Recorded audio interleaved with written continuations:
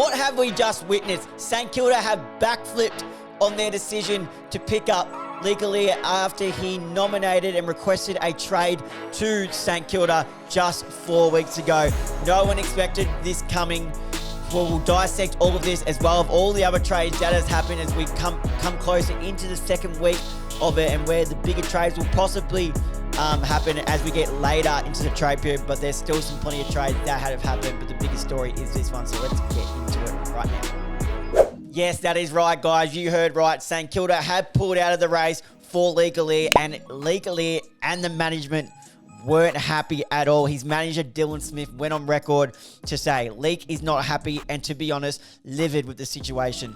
Nobody from the Saints have spoken to him and said this one I'm a bit iffy, as I just dropped my notes, a bit iffy on when he said clubs have rang me and said it's a disgrace to what they've done. Now, I'm unsure a bit by that, but it's an interesting decision. We know apparently that they couldn't get the picks right for him, which is kind of interesting because Sam Edmund said that the Saints offered a 2026 second round pick and 2027 second and third, and the Giants said no. So there's a bit of different stories going around, so we don't know exactly, but what the biggest one is the Giants, no, sorry, not the Giants, the Saints didn't speak to Leek Aleer directly or his management before this came out, who Leek Aleer is currently over in Europe on a postseason holiday with teammates of the Giants. But geez, it's going to be awkward going back in there because at the Giants' best and fairest on their red carpet, with their questions that were going around, one of the questions they asked Leek Aleer was, what are you going to buy with your first payment at the St Kilda Football Club?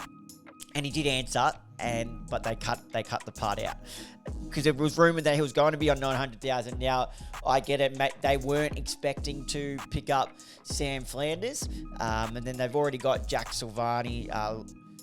Liam Ryan's gone through. Tom DeConing's gone through. So they've already got those. The big question that is going around, and it won't go away, and I wouldn't be against this either, is, have they gone out of the Leek Aleer race because they have their eyes set on a new player, another key defender in Sam DeConing? Now, Sam DeConing, obviously, his brother has just joined. I'm just going to turn the mic up a little bit here, guys. Sorry. So Sam DeConing obviously has just joined. His brother, Tom DeConing, obviously, as I mentioned, just joined over there. And the prospect of playing with your brother is always there. You would have dreamt about when you were a kid. We saw when they went up against each other in the ruck, Tom pretty much just bullied him around. But playing with your brother would be like a dream come true. Winning a premiership with your brother would be a dream come true. And Sam DeConing is a really good defender. I wanted to say elite just then for a second, but he only proved it for one season, which is not all his fault, might I add. He started off his career with a bit slow with some injuries, but he had that year when Geelong won the flag in 2012. Oh, when did they win it? 2022 they won it, where he was one of the best key defenders really in the game, was locking down the number one key forwards for the other teams at just the age of 21 or 22. He was there and was really starting to cement a spot in that Geelong side, taking on the big monsters, and was doing brilliantly. He hasn't quite got back to that form, but they've also thrown him around a bit. We saw him play a bit forward, but more in particular, we've seen him play in the ruck because Chris Scott was hoping that he was a bit more athletic and they could use that as an advantage when the ball hits the ground. He was getting monstered like in the hitouts, but they were hoping that they could get it win at ground level. It worked for a game or two, but then it was just too much for him to handle, and his best spot is as a key defender. So I think that's exactly where he should be playing. The Cats aren't going to want to give him up, though. It's going to take a while. Obviously, they are interested in Rowan Marshall. Rowan Marshall are interested in going over there. But to get him over there, it won't be, and it can't be just a straight swap for Rowan Marshall and SDK. The Cats will just laugh at that. They'll want more. Now, if the Saints went and said, here's Rowan Marshall and a future first, now we're talking. I think that type of situation or offer would get it done. But yeah, I'd say watch this space on the Sam DeConing. We know Rowan Marshall wants to get to the Cats. Tom DeConey's just come to the Cats. They want to boost their defensive stocks, bring the two brothers together to play together. It's a win-win scenario for both teams. Geelong are looking for a ruckman. Royal Marshall wants to go there. Sam DeConning's an up-and-coming young key defender who you can build the defence around for 10 plus years. So it's a win-win scenario for all of them, but it's just a watch this space on this one for now. But one club that's also jumped into the race for Leek Aleer late, as I saw, the Giants still have a 3-year deal on offer for Leek Aleer, and we're happy to keep him jumping around a bit everywhere because there's so many different aspects you can talk into this situation. But they were happy to sign him mid-year, the Giants, but Leek Aleer had his full eye set on the Saints. They do still have a 3-year deal on the table for him, but North Melbourne have came into the race for him late. Now we know the defending troubles that North Melbourne have. That's one thing I know Kane Corns is very critical on. Alistair Clarkson is his willingness to defend and unable inability to defend. Quite possibly have big scores. Charlie Combin's developing down there, but he's more of an interceptor rather than a lockdown defender. Griffin Logue just hasn't been what they would have hoped Griffin Logue would have been. Neither has Aiden Core, really, where Aiden Core was probably asked to be taking the number 1 key forward, but that's not. He should be playing as a second or third.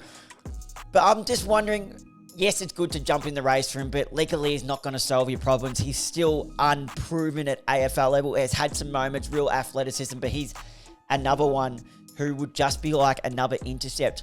I'd love to see if he has the capability. He definitely has the athleticism to play tall and small, so that's definitely one thing that they can look at. But that is the Leek Aleer and St Kilda situation now. Still don't write it off, but I think this one's dead in the waters for now. Sticking with the Saints, they have traded Max Heath to Melbourne for a 2027 4th round pick. The big moose that they've called him was another backup ruckman / key forward. He's only played the 4 games since 2021, all in 2025, and has kicked the 3 goals. It's a good move, I think, by the Saints and Melbourne, because Max Gawn is... I want to say Max Gawn right now would have to be 34 or 35. Let me just double check that one for you. Max Gawn. Right now, as we speak, he's 33, so he turns 34 at the end of this year, 30th to 7, might add. But, yeah, it's good backup here, Max Heath. Big, strong boy, can take a really, really good contested mark and just struggle to get a game there at St Kilda. So a move for him might do him some wonders there. The first offer for Charlie Curnow from the Cats was thrown, and it was 3 first-round picks for Charlie Curnow. Now, while that might sound good, it would end up being just 3 picks really in the 20s by the time it came to it. Carlton straight away said no, and Andrew Mackey was on record yesterday at Trade Radio saying, we offered them the 3 first rounders, that's all we can do, so we're pretty much out of it. But we know how much list managers and clubs say this, so don't write them off. Sydney are preparing an offer involving picks and players, and the name that keeps getting thrown around is James Rowbottom, who was really shocked, really. BT is his uncle, uncle, and he said a weird thing on Triple M at the end of the year about that scenario, and now it's come to light, but his manager has come and said James Rowbottom's very happy being a Swan and looks forward to playing for them in 2026. The other name that was being thrown out was Will Haywood, as a package deal with him, but I just don't see that really getting to happen. This one's it's gonna be interesting because Charlie Curnow, he had a medical at both clubs, Geelong and Sydney, in the past week. Charlie Curnow 100% wants out. He does not want to play at Carlton. Where the relationship went bad, I'm not too sure. Neither is anyone really, I don't think. Only the people closest to him will know. But there's a big chance that he might have to walk back into that room pre-season as a Carlton football player. Now, is Curnow that desperate to get out that he says, no, I just won't play. I just won't play. That's how bad I want to be out? I don't think so, because at the end of the day, you want to play footy.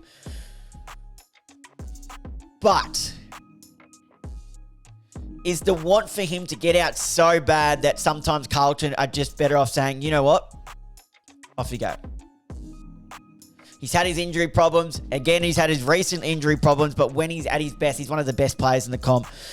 So I don't know how this one is going to end, but it doesn't look like it's going to end pretty. Next up, it's official that Clayton Oliver wants to be a Giant now. We've gone over his stats, and we can't write off what type of career he had at Melbourne. 205 games, 4 club BNFs, a 3-time All-Australian, a 2-time AFL Coaches Association champion, player of the year, and a premiership player. But it's going to be interesting because, funny enough, they're both redheads, but are Clayton Oliver and Tom Green too similar of a player to play in the same midfield? Clayton Oliver at his best is one of the best players in the comp, but he's very much like Tom Green, a in and under handballer. Although Tom Green did start to develop a bit more meters gained and kicking and scoreboard impact into the second half of last season. Finn Callahan obviously provides the run on the outside. But it's just going to be interesting to watch that one, how they fit them both in that midfield. Does one of them have to develop a bit of a forward craft to go down? Does someone like this is very, very, very random, but I don't think Clary can rest anywhere. But does someone like a big body Tom Green run through the midfield and then play him at full forward as his rest instead of going on the bench? We haven't seen it, so don't shoot me. We haven't seen it, but it's definitely one thing you can trial. You never know until you trial something. We saw that with Will Day in the preseason where he kicked 4 goals.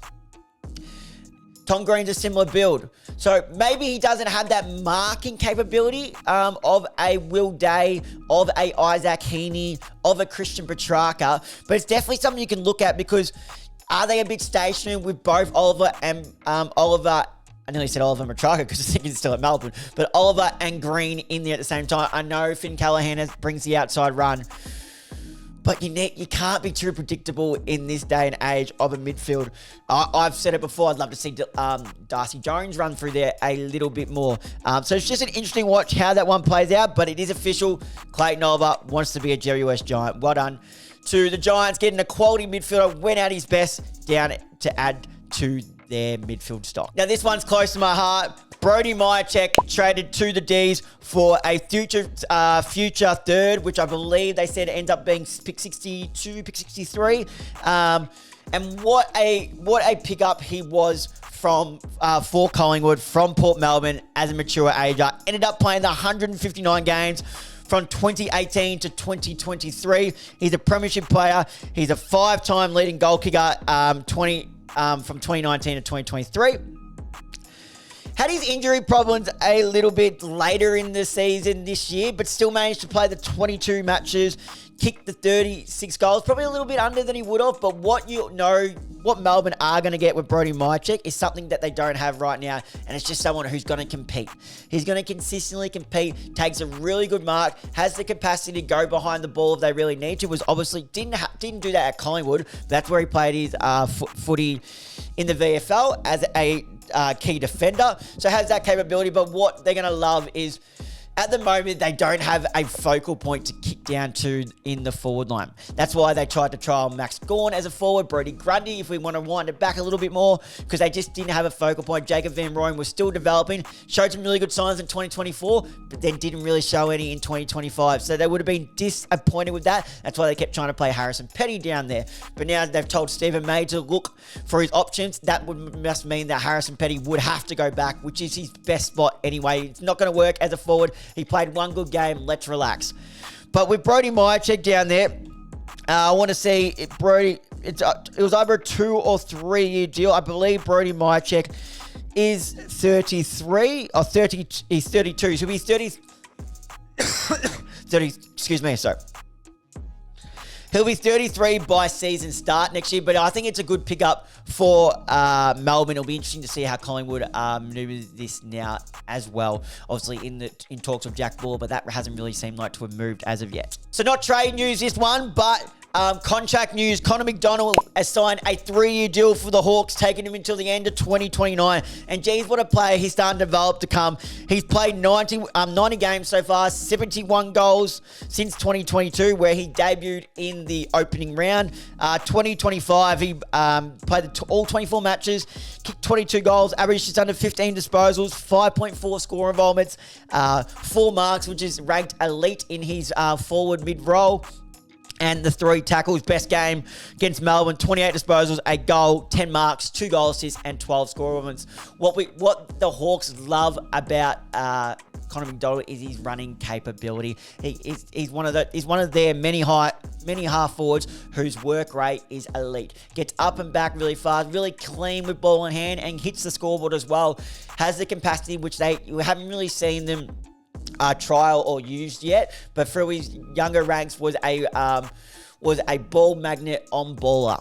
So they haven't really seen that yet. I'd love to see the Hawks give him some center bounce time as well, but he's also such a valuable at half forward. So it's not that you don't want him to play at half forward, but I would just love to see him play some center bounce time to see if he can even elevate his game even more and become like a top 50 player in this competition. But great news for the Hawks and Connor McDonald. 3 more years, taking him to 2029. Now, this one was rumoured and requested and finally through. Campbell Chesser traded to Carlton for pick 41. Now, we know as sad as this sounds, what Campbell Chesser will be most known for is his photo after being presented his jump from the West Coast Eagles. It was about 4 sizes too big, and then it was a lot of Twitter posts going around of Carlton doing the same thing as a bit of a joke, but is a really good player. It's just had his injury problems to start off his career. Taken with pick 14 in the 2021 draft. Missed the his whole opening season with an injury. Then 18 matches in 2024. We're starting to find some really as a consistent spot in that West Coast team. Then underwent ankle surgery prior to the 2025 season and didn't return until later in the season. So he's played the 36 games for the Eagles and 7 goals. He's a midfielder, played the 4 matches this season. So the 4 matches he did play, he's averaged to 16.8 disposals and kicked the 2 goals. So he's definitely a talent. It's just he hasn't been able to get his body right. So I don't think this is a bad pickup at all for the Blues because he's definitely got a bright future if he can keep his body right. And to round it all out, we have a 3-club trade involving picks, Ben Ainsworth and Corey Dawn, which was a bit of a surprise to Ben Ainsworth when he announced that news. That he was going to go, but let me take you through it. So, Port Adelaide are in the mix, and they get Corey Durden, a 2026 and 2027 second round pick tied to Carlton, and they give up picks 29 and 67. Carlton get Ben Ainsworth, we'll touch on in a second, and pick 67, and they give, obviously, to Port Adelaide, Corey Durden and 2026 second round pick. The Gold Coast give up Ben Ainsworth and get pick 29. Now, Ben Ainsworth, a really, really good player, and it's something that the Blues, Now, Ben Ainsworth, a really, really good player, and something that the Blues don't have is a quality small forward who can impact the scoreboard, but also get up and down the ground with their work rate. Jesse Motlop shows it in patches, but doesn't show it enough. Was a bit better last year in a few games when they started using him around the ball as well. But again, consistency lets him down at the moment in his young career. Francis Evans was the one who came in later in the season and showed it, surprising a lot of Blues fans. Whether he can do that heroics again, we are uncertain, but I think this is a really good pickup for them. 156 games for the Gold Coast Suns, kicked 136 goals. 2025 played all 24 games, kicked 23 goals, and averaged a 13.4 disposals. So a good pickup there for the Blues. And a Corey Durden's another one. I thought in patches again for the Blues, he was quite good last season. Was one of their better small forwards in patches, but again, that consistency let him down. He played 60 games from 2021 for the Blues and kicked 47 goals. In 2025, he kicked 14 goals from his 16 matches, a couple multiple goals scorer games in there, but just consistency again let him down. So all in all, I think Carlton might win this 3-way trade because Ben Ainsworth is a quality player. Well, there you have it, guys. There is all the updates for the trade period as we're about to head into the second week where we get down to the nitty-gritty of it all, and all the players like the Christian Petrarca's, Charlie Curnow's talk start to amp up. So we'll be interested to see what happens there. I'll be here to update you on all of that as well. But thank you guys for listening and watching along. If you are watching this on YouTube, make sure to leave a like and comment on this video. Hit that subscribe button and turn the notification bell on so you're notified whenever we upload. If you are listening to this via Spotify or Apple Podcasts, make sure to leave a like and comment on this video. Hit that notification bell so you're notified whenever we upload. Hit that follow button. Share this off to a mate who you think might enjoy it. And most importantly, guys, please leave a 5-star ratings as that does help push the show out there. Thank you guys for listening. And until next time, I'll see you guys then.